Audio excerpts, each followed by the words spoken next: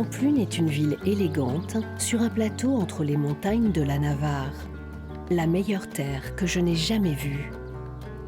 Ces mots sont ceux de l'écrivain américain Ernest Hemingway.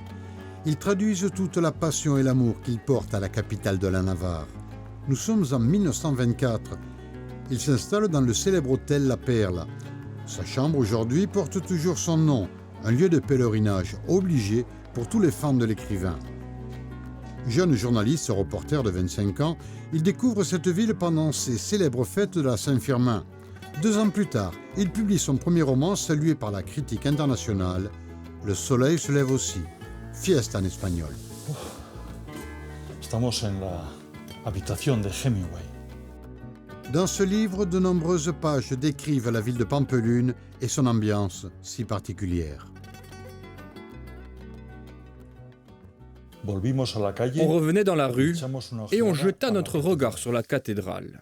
C'est un bon exemple d'un souvenir disparu. Elle me parut très jolie, vieille et obscure, comme toutes les églises espagnoles.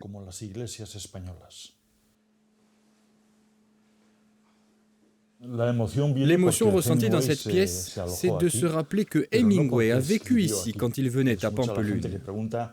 Tout le monde pense qu'il a écrit sur ce bureau. En aucun cas. Il venait faire la fête pour la Saint-Firmin, pas pour travailler.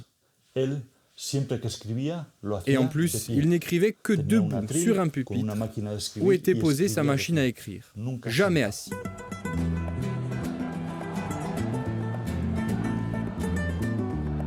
Un choc culturel pour une découverte hors norme. Il faut imaginer ce jeune journaliste américain ne parlant pas un mot d'espagnol, plongé au milieu de cette foule qui célèbre la Saint-Firmin, ses taureaux lancés dans les rues et ses corridas enflammées.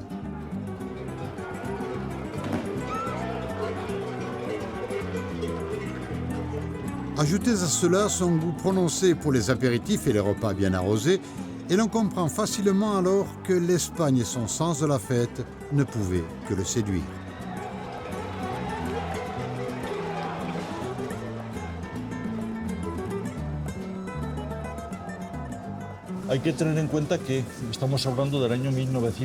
Il ne faut pas oublier que l'on parle de l'année 1923.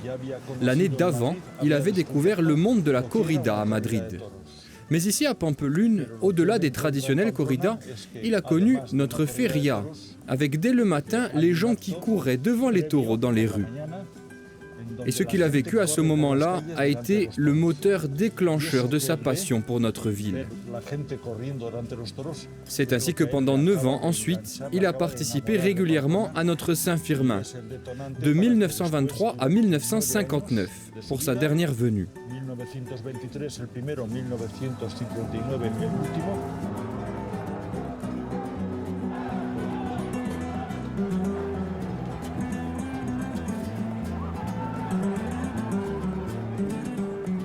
Son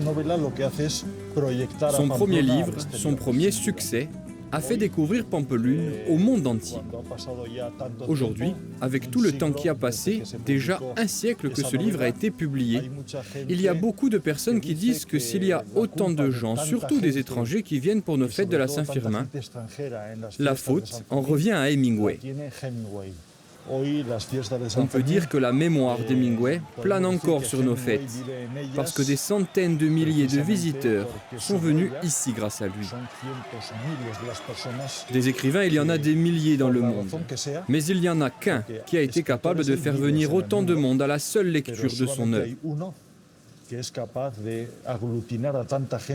Et cette personne, c'est Ernest Hemingway.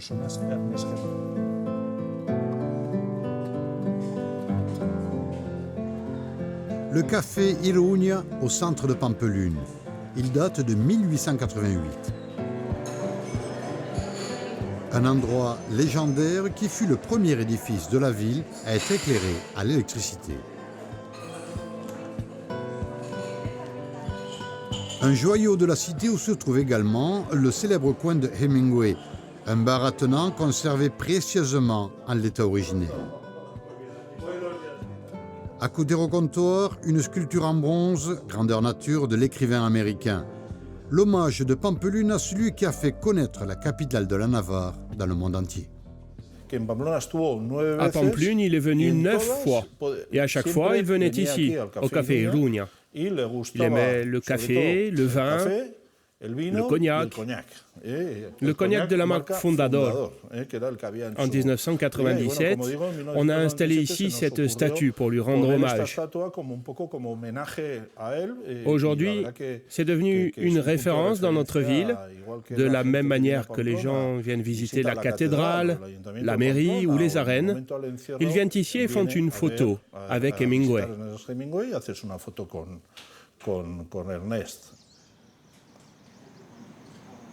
Dès sa première venue à Pampelune, Ernest Hemingway a été d'emblée adopté par la population locale. Il n'en croyait pas ses yeux.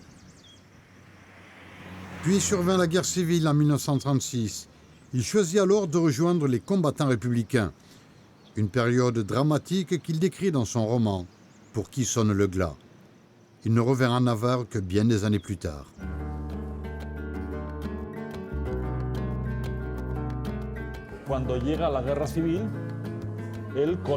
Quand survient la guerre civile, il rejoint tout de suite le camp des Républicains.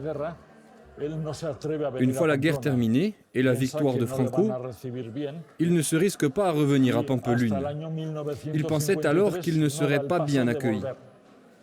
Et jusqu'en 1953, il n'a pas eu la volonté de revenir.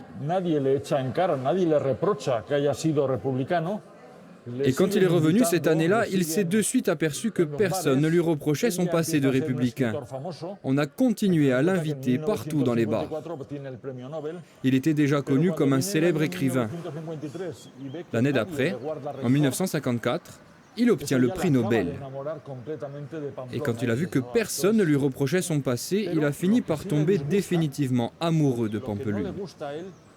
Mais ce qui l'a beaucoup déçu, c'est que lors de son retour en 1953, il y avait déjà beaucoup d'Américains pendant les fêtes. Ils étaient là parce qu'ils avaient lu son livre. Et cela ne lui a pas plu.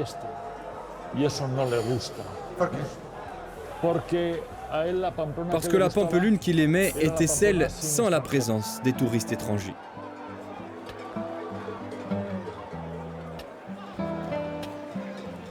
Je ne pourrai jamais en faire autant que ce que Pampelune a fait pour moi. Une déclaration d'Hemingway de 1953 qui a tout de même, avec sa célébrité, resitué la ville de Pampelune sur la carte du monde. Le soleil s'est levé aussi sur la capitale de la Navarre, le jour où un jeune écrivain américain l'a choisi comme ville d'adoption.